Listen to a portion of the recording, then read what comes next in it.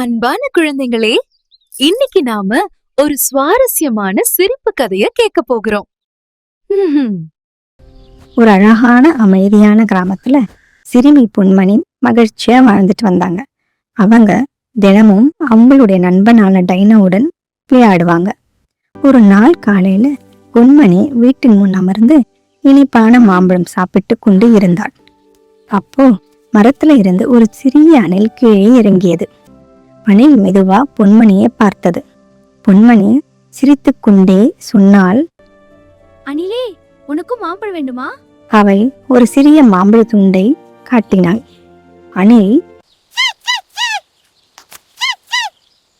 ஆனால் திடீரென்று அது ஓடிப்போனது. பொன்மணி ஆச்சரியமாக பார்த்தாள். ஏன் ஓடுது என்று யோசித்தாள்.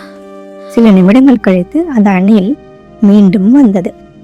ஆனால் இந்த முறை அது தனியாக வரவில்லை.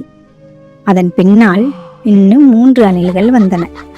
அதை பார்த்து பொன்மணி சிரிக்க ஆரம்பித்தாள். உங்களுக்கெல்லாம் மாம்பழம் வேண்டுமா என்று கேட்டாள். பொன்மணி மாம்பழத்தை தரையில் வைத்தாள். அணில்கள் எல்லாம் ஒரே நேரத்தில் மாம்பழத்தை பிடிக்க ஓடி வந்தன.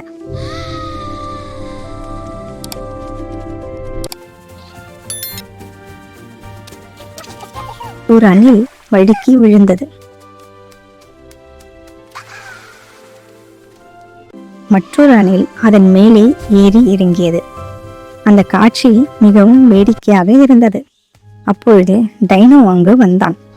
டைனோவை பார்த்ததும் எல்லா அணில்களும் பயந்து ஓடின.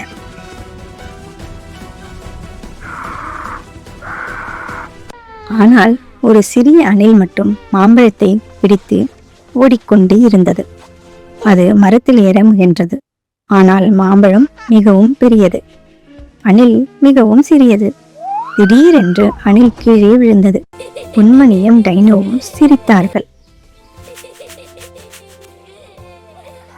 பொன்மணி மெதுவாக சொன்னால், சின்ன அணிலே, பெரிய மாம்பழம் எடுத்தால் கஷ்டம்தான்.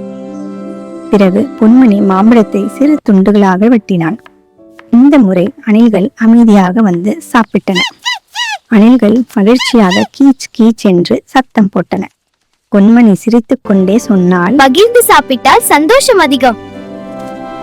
அதற்கு பிறகு அந்த அணில்கள் தினமும் பொன்மணியை பார்க்க வந்தன. இக்கதையின் நல்ல பாடம் என்ன தெரியுமா குழந்தைகளே? பகிர்ந்து கொடுத்தால் எல்லாருக்கும் சந்தோஷம் கிடைக்கும்.